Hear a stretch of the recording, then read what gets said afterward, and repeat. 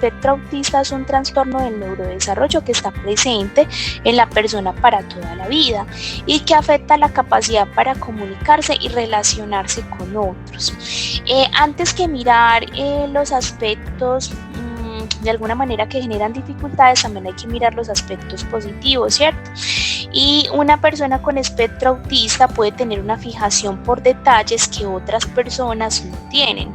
Tienen una manera diferente de percibir el mundo, por lo que son muy estructurados, con rutinas de la vida diaria, con actividades que son de su interés. A veces suelen ser demasiado organizados, obsesivos con ciertos temas que son de su interés. Tienen muy buena capacidad para recordar información a nivel visual.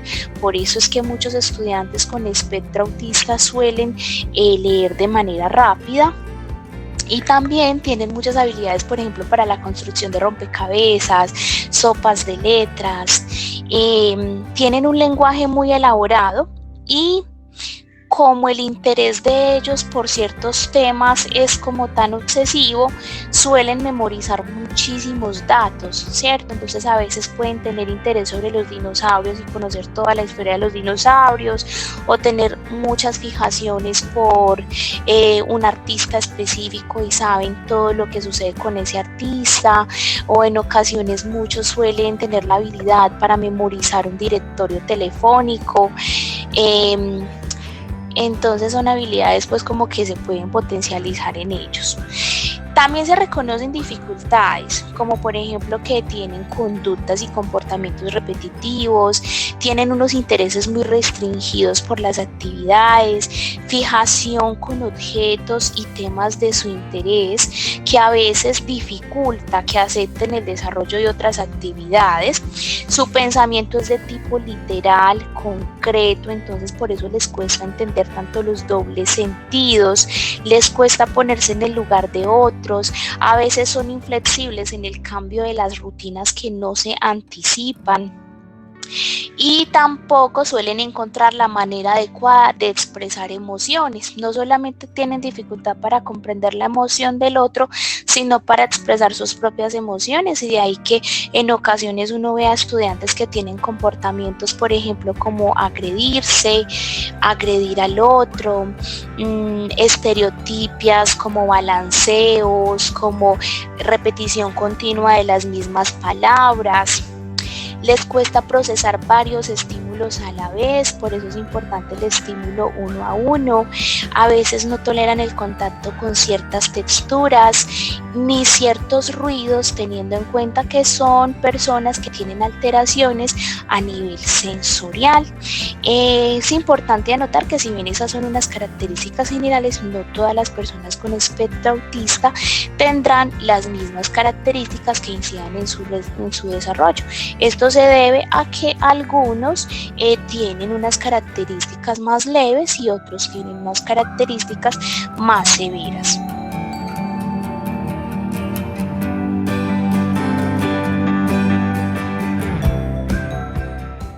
Respecto a los procesos de aprendizaje que se ven afectados, entonces son procesos de aprendizaje que no inciden solamente en lo académico, sino también en lo que tiene que ver con las habilidades sociales, ¿cierto? Entonces se pueden ver afectados procesos de aprendizaje como la comprensión, el razonamiento lógico, las habilidades conceptuales, las habilidades sociales, las habilidades prácticas y el funcionamiento intelectual, porque entonces son estudiantes que de manera independiente les cuesta procesar la información y siempre requieren de unos ajustes específicos a nivel visual, a nivel de las instrucciones, para poder entender la información.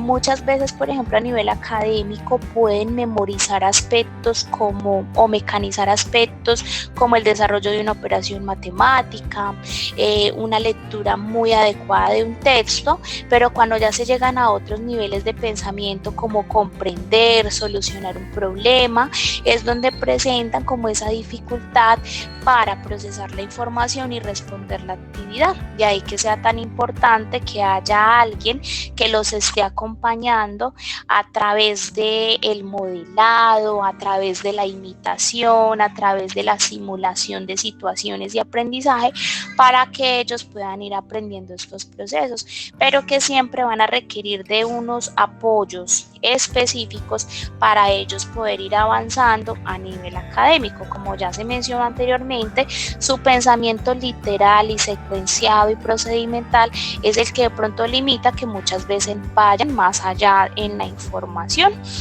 Y obviamente, de acuerdo a las características que pueden ser leves o pueden ser muy severas, depende también el proceso de aprendizaje que se vaya a dar en estos chicos y el nivel de apoyos que requieran para poder avanzar. Pueden aplicar, por ejemplo, escalas del desarrollo, escalas de la inteligencia, donde nos dan un coeficiente intelectual que también nos dice si junto con el espectro autista existe una comorbilidad con una discapacidad cognitiva, por ejemplo, o con cualquier otro tipo de discapacidad. Son escalas que se utilizan como a nivel general y que de pronto, teniendo en cuenta esas características de ellos a nivel de comunicación, a nivel de comprensión, inciden de manera significativa en el desempeño que ellos vayan a tener como en esa prueba. Se emplea la evaluación pedagógica, donde entonces se hace como una valoración de todos esos procesos de aprendizaje, iniciando desde los dispositivos básicos de aprendizaje, las habilidades de pensamiento y posteriormente lo que tiene que ver con las habilidades académicas como tal. Existen, por ejemplo, las terapias cognitivo-conductuales desde la parte psicológica, las terapias de rehabilitación neuropsicológica que también son muy importantes. También existe lo que tiene que ver con todo el acompañamiento terapéutico desde la parte fonológica.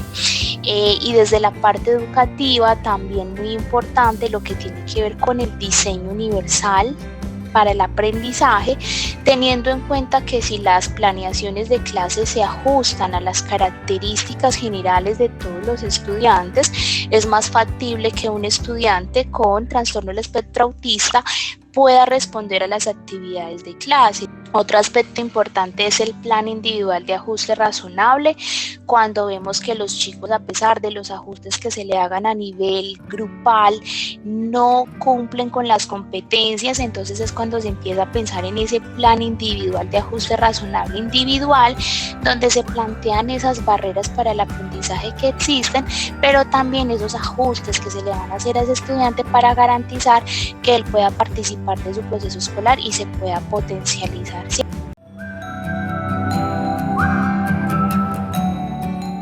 Las metas que se esperan alcanzar entonces en este sentido es que el estudiante pueda tener un ambiente organizado donde se pueda desenvolver con tranquilidad, donde el estudiante pueda aprender habilidades sociales. No desarrollan esas habilidades sociales de manera independiente, sino que debe ser un proceso guiado y debe ser un proceso adquirido a través de la imitación. También se espera que tengan mayor independencia para el desarrollo de algunas actividades académicas que sean sencillas y poco a poco se vayan retirando los apoyos que tienen. No se espera solamente que alcancen habilidades académicas en procesos de lectura, en procesos de escritura, procesos de matemáticas. También se espera que alcancen competencias, por ejemplo, para el trabajo en grupo, competencias, por ejemplo, en habilidades prácticas de la vida diaria.